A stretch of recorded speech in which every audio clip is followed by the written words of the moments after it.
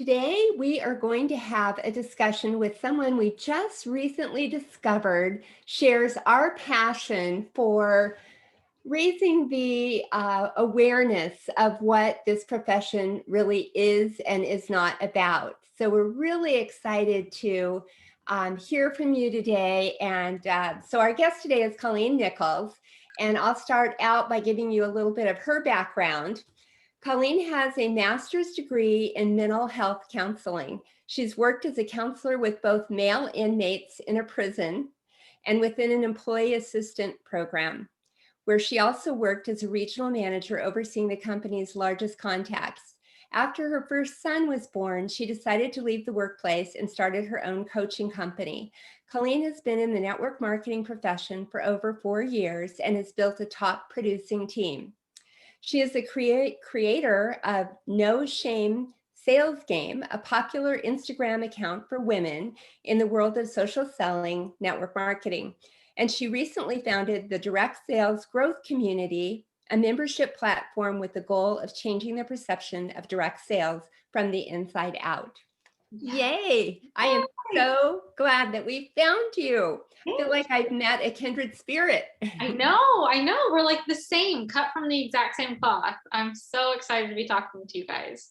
Well, we would love to start out with you sharing your story and your journey. And, were you somebody that was skeptical about network marketing, and just how network marketing found you or you found it? Just tell us your story. Oh my gosh. So I could go back, but so like you just said, I was working in mental health. That was like my dream of dreams. Like I never had any desire or calling to stay at home with 3 children, who, by the way, you will hear at some point in the background of this conversation. I had dreams of like climbing the corporate ladder in a pencil skirt. That was what I wanted. Got my master's and was doing the damn thing, and I realized like, this is not as fun as I thought it was going to be. But what do you do, right? Like you've studied, you've gone to school, you've done it. What else is there, right?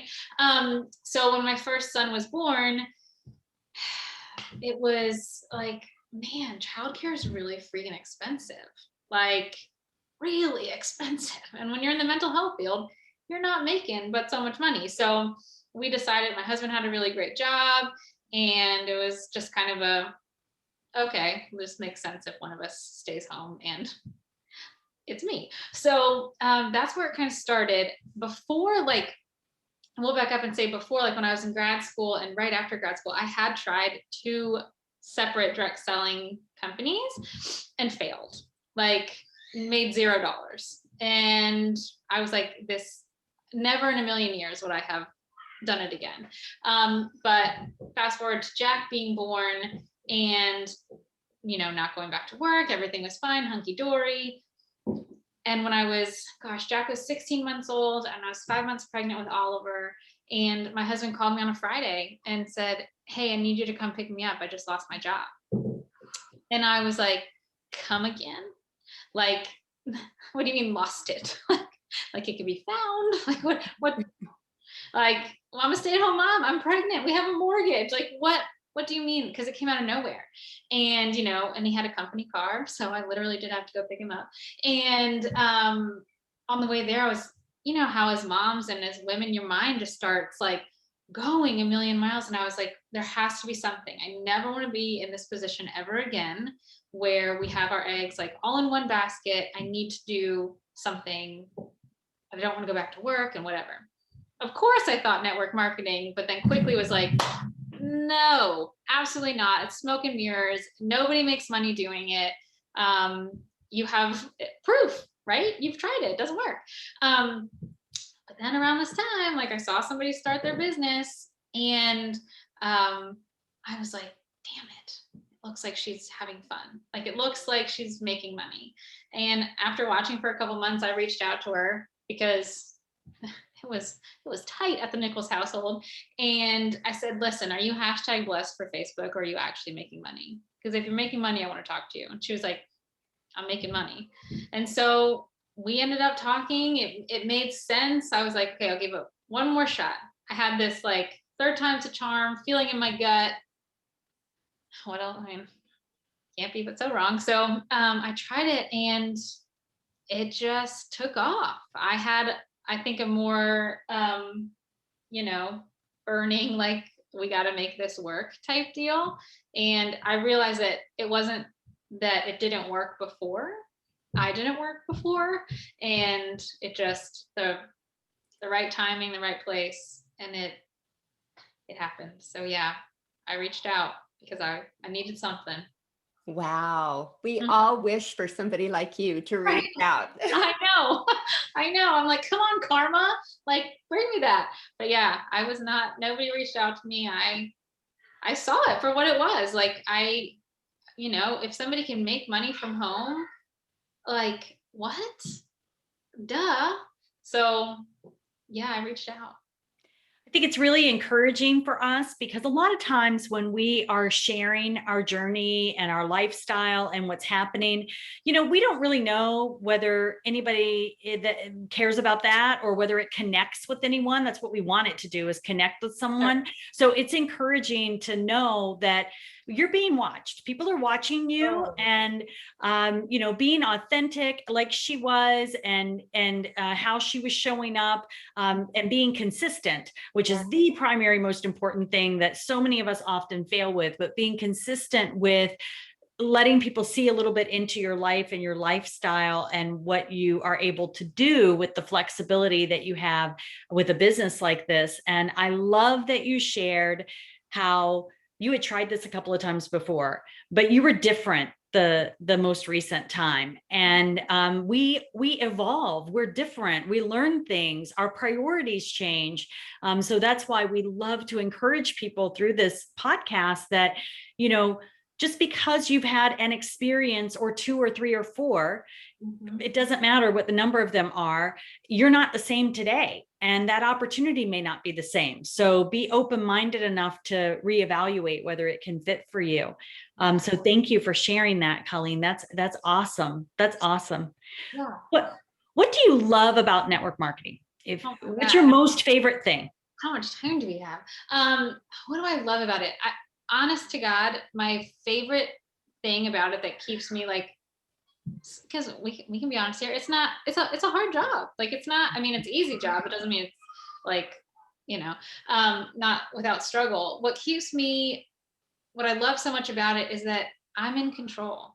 Like, I've had a boss, and the fact that I can make money and not have a boss, and that I can go do whatever I want on a Tuesday afternoon, or, my family, we can, because of my, experience in network marketing, my husband was able to quit his job and start his own, business. We can do what we want. And my favorite thing is that, freedom and flexibility to do whatever you want. I'm not saying like, oh yeah, I'm driving a Hummer with gold rims and I live in a, yacht off the, whatever. Like, no, but we live a very comfortable life because of this, and the flexibility to actually live life. I think so many people are just kind of sleepwalking through life, just like, this is what I'm supposed to do. Kind of like I was. I went to school, I got the job, I go, and you're like, man, there has to be something a little bit more than this, right? So that's my favorite part, is just that flexibility that we've earned. That is so true. And it's priceless. I mean, you can't really put a price on that. And you can find a way to it's going to place value, where it's going to align with your values, the income that you earn from a business like this.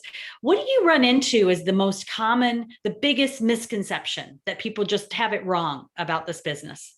That it's like a scam pyramid scheme type deal. People think that it, you have to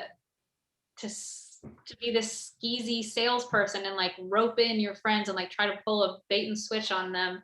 And they're like, oh no, I would never be a part of that. And, my response to that is, you know me. Do you think that I would be a part of something like skeezy and scammy? Like, honest to God. So that's the biggest objection, is that I think in the very beginning of this industry, there were some that weren't awesome. And for some reason, those bad examples have stuck through generations, and people are like, oh, well, my mom's, friend or my grandma told me that it was this. And I'm like, oh, like 50 years ago. Like we need to like have another conversation. So I think the misconceptions are outdated, and that you can only be successful if you're pulling people in and recruiting them and then not helping them succeed. I think the common misconception is that you just recruit people and it's like pump and dump. Like, honestly, you can't succeed in this business unless you help other people succeed before you. So I think that's what a huge misconception is. So I'm curious what took you down the path of that I'm on the same path of really taking it upon yourself to really try to change the perception. I'm just curious about how you got started with that and what inspired that. Yeah, so I've had a successful run. I'm still very much building my network marketing business. And I have seen over the past 4 years how much negativity there is on the internet, like because this is a social selling business, because many of us run our businesses on social media. I've seen just like nasty stuff written. I've seen people quit because somebody says, they're like, oh, this YouTuber that I watch said that MLMs are a scam, and like everyone is, who does them are predatory. And like, I'm like, golly, if like all of this negativity has so much power over these people, like, why don't we try to create some positivity around this industry that will lift people up and help them like start and keep going? Because people quit so quickly in this business. They hear one negative thing or one bad thing, or they get a no, and they're like, I couldn't possibly continue on.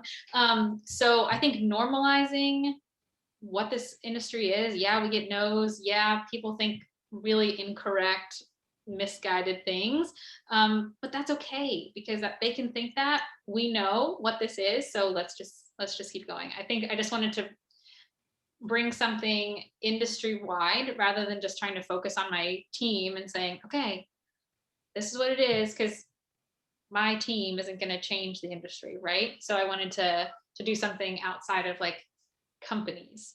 We're all in the boat. Well, and I feel like for me, I mean, there's so many half truths out there. That's the challenge. It's a very convoluted topic. And a lot of the things that are negative that are being said are accurate, but there's another side of the story. And so it just feels like, to me, to continue to allow that to happen is just wrong. Yeah. I mean, it's like we wouldn't stand around and watch somebody being bullied and not go up and do something about it. Right.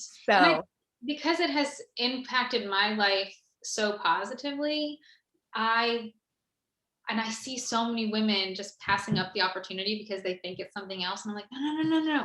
Like, I don't care if you do it with me. I don't care if you go with her or with them or wherever, but like, don't gloss over this or poo-poo it because you think you're too good for it, or that you think, like, just have, correct information to make a decision about what this is.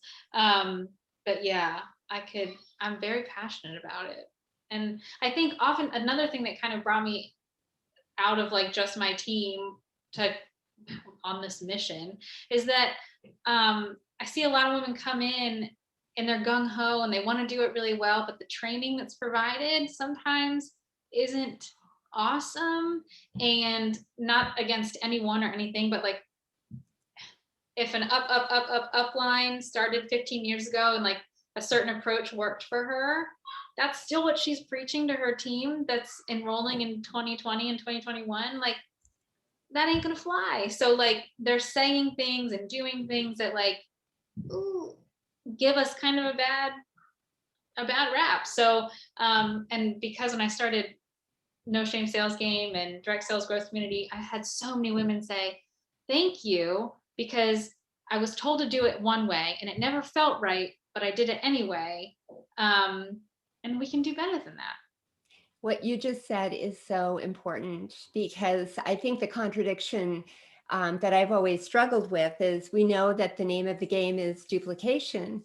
And Mhm. so, you kind of are taught that you need to follow what your sponsor is telling you to do. Mhm. But if something doesn't resonate with you and it doesn't feel authentic, Yeah. that's the worst thing you can do, because then you end up looking like one of those people Yeah, that gives us a bad rap. So absolutely. If I would have used the language that I was given in the beginning and like sent it out to people who know me even a little bit, they would be like, are you being held against your will? Like blink twice if you like need help. Like what is happening? You would never say like, hey girlfriend, baby doll face, sugar plum fairy, like just wanted to see, like, ew, gross, stop. Like it just didn't sit right. So I was like, well, I'll just try to be myself and see if it yeah, works.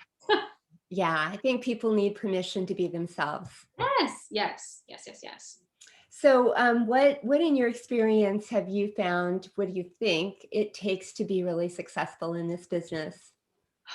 I think you need to, when you come in, you need to dedicate and commit off the bat 6 months. Cause like you were just saying, Laura, like the consistency is key. And people come in and they're like, well, I posted about it twice and I reached out to somebody once and like, I'm not a millionaire, so this isn't for me. And the consistency, you have to come in and just commit to it. I don't care if you're nervous. I don't care if you don't know what you're doing. I don't care. Like, it doesn't matter because the success comes from showing up every day. And it sounds like a really boring answer, but either you can come in and like talk about it for 2 weeks and then bounce, but then all you're doing is just like building awareness for me, the person who sticks around for a while, because people can be like, oh yeah, I've heard of such and such, but I don't think she does it anymore. And I'm like, cha-ching, that's money going to my bank account. So you have to be consistent if you want to become successful and um, earn people's business. Like people aren't going to give you their hard-earned money from just like you talking about it one time. You know? Yeah, it's true. Yeah, consistency and the ability to not crumble and fall when somebody tells you no. If I had a dime for every person who has either eventually joined me in business or become a customer who said no or ghosted me for like literal years, I'll be set. People just, it's on their own time. Yeah, yeah. Mm-hmm. Well, maybe somebody that's listening to this will think of some way for us to enroll more network marketers in our mission of really enlightening the general public about the They're growth of out this there. business. They're out there. Yeah, I haven't quite figured out how to do it, but our hope is that these episodes will be shared as well. Mm-hmm. So, in closing, we always ask people to share something fun that's making your life easier, a gadget, a book, a recipe, anything that you're loving. I just started using a new app called, well, it's new to me. I don't know if it's new. It's called Notion. It's a like a activity tracker or like a to-do list. I know people are yay or nay on to-do lists, but I'll have an idea and then if I don't write it down, it's out and I'm like, I know I had something to do. I know I needed to do something. So this is just a really cool, like super easy system to use, and I'm a pen and paper kind of gal, so the fact that a digital to-do list is helping is shocking. So it's called Notion. Cool. I like that. I will check that out. Yes, it's great, so easy. That's wonderful. I have downloaded that app, but I've not started using it yet. So now you've given me a reason to go back and take another look at it. So thank you for sharing that. One of the other things we love to recognize and celebrate on our podcast is that folks that are in this industry are generous and are givers. So what is the type of thing that you're giving back to these days? What kind of causes are you supporting? I love to support the Muscular Dystrophy Association, the MDA. I have muscular dystrophy. My dad had muscular dystrophy, and it's just an organization that's very near and dear to me. So now that we're able to financially contribute and give, that is always the first one on our list. So the MDA. That's wonderful. What a great organization. What a great organization. And what a, oftentimes we find that what we like to give back to, we have a personal connection to, which that's what makes this, the kind of depth and breadth of this industry so great, is we're all different. We all have a different story. We all have a different thing that we've overcome and that we care about. And but yet we can be brought together and can generate so that we can be generous. And that's what I love to spotlight and feature a little bit. Is there anything else in closing, Colleen, that we didn't talk about that you want to be sure that we share or cover? No, I mean, I think we hit all the nails on the head. Like you guys are on this mission over at No Shame Sales Game or Direct Sales Growth Community, whatever. If anyone is in the, the spirit of making this industry better, I'm here to help. So that's about it. Well, thank you. I'm glad our paths crossed. Me too. And hopefully we can do some great things in the future together. Yes. Thank you so much, guys. Very good. Thank you. Thank you.